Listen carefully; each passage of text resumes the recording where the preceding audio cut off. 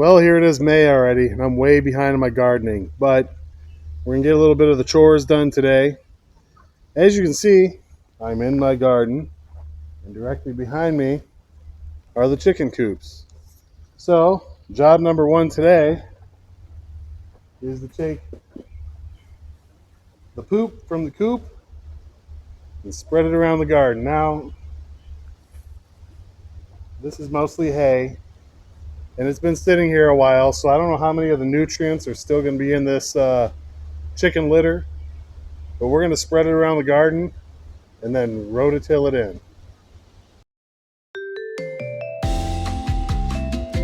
Believe it or not, this video is not sped up. This is how fast I actually work. No, just figured I'd speed it up a little bit. Yep, because it's so glamorous. The glamorous world of shoveling poop. When you're a gardener, man, you're happy to shovel poop. You're very happy to put any kind of organic, decomposing material right into that soil. And you know what I love about this setup with the garden right next to the chicken coop is that the chickens get to eat the scraps from the garden, the things that we're not going to keep, and then the chickens then feed the garden with their litter. It works out great. See, I've got the chicken litter spread all around the ground here. Tried to get to every corner. A year ago, this garden was just grass. So this will be the second year that we've tried to put this spot into production. This is a rear tine rototiller.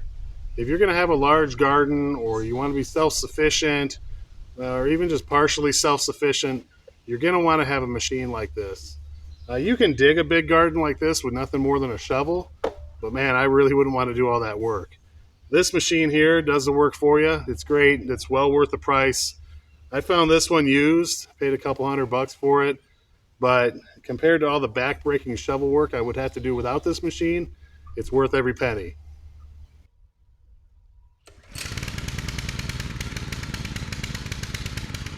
So obviously this ground has already been rototilled at some point in the past. Last year, and then about a week ago. If this was new ground, just grass like a yard, you'd want to start with those tiller blades going in the reverse direction. The rear tine tillers, you can either have the tilling blades going reverse or forward. Like I said, this has been tilled before, so what you're going to see here is me just doing a couple rows with the tillers moving in the forward position.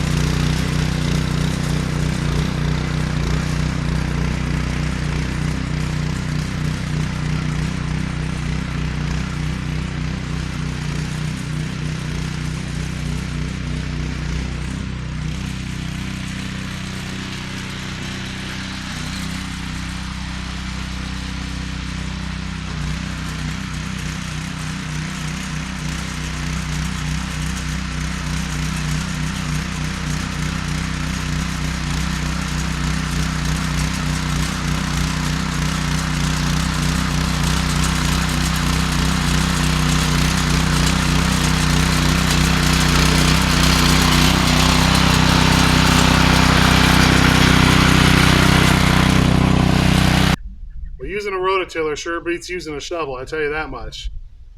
But even with a little horsepower behind you, it's still a lot of work to run a rototiller. I'm Pete. Doesn't the garden look nice though? All that chicken litter and hay and straw, it's all been tilled in, all spread around.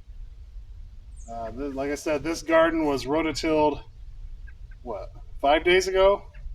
And I'm just going over it again a second time, mixing in some of that good organic material and chopping up anything that might have sprouted up since then.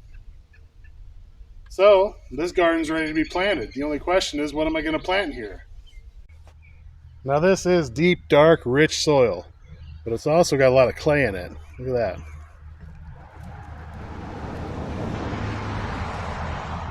It's thick, it's sticky.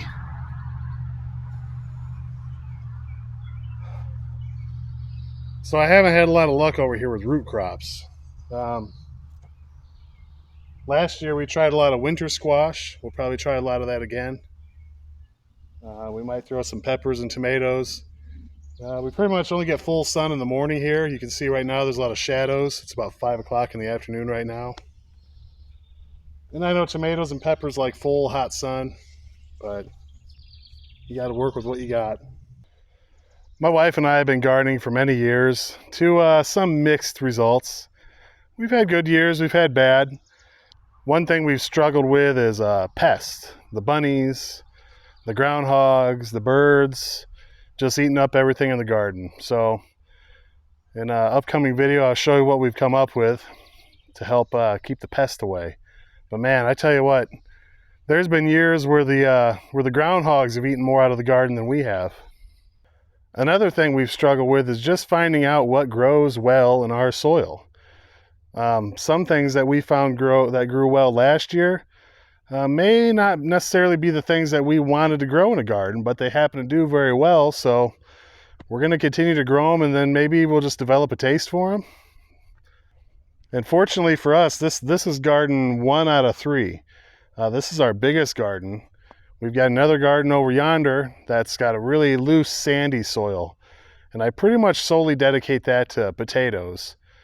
Last year I did really well with the potatoes over there. I tried a lot of other root crops, turnips, rutabagas, beets, carrots, but man, I can't grow a carrot to save my life.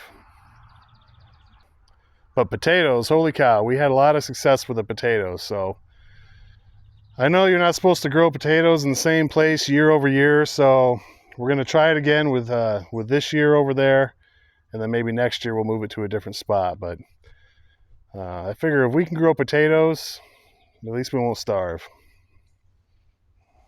So yeah, I'm thinking over here we'll do beans. We can probably do cucumbers, tomatoes, some kind of peppers, maybe some broccoli, cauliflower, stuff like that.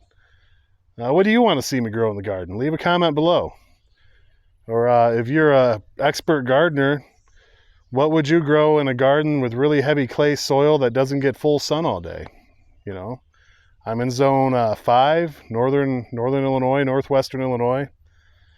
So yeah, for us, a big part of gardening has just been trial and error. Planting something here, seeing if it grows better there, and developing different ways to keep the pest away. Speaking of my potato patch, I figured I'd show you real quick what I'm working with. You can see here's a handful of the soil from over here. It's more sand.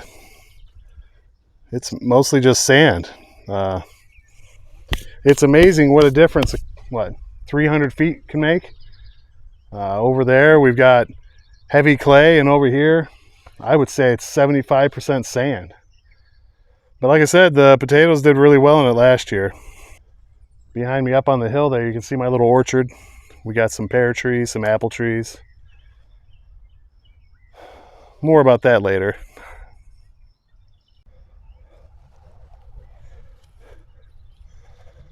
So yeah, the potato patch has been rototilled. I'll probably rototill it one more time before I plant potatoes in here. My seed potatoes are at home in a cool, dark place. I've already cut them so that each piece of the potatoes has an eye on it. And I want to say we're doing Kennebec and Yukon Golds this year. So yeah, this garden isn't as big as the other one, but this is going to be nothing but potatoes. So as you can see, even our raised beds need a lot of work to get them up and running this year. But anyway, we'll get it done. We'll get everything going in time. Anyway, I hope you liked the video. If you did, give it a thumbs up, hit the subscribe button, and I'll see you all down the trail somewhere. Until Until then, have a great day.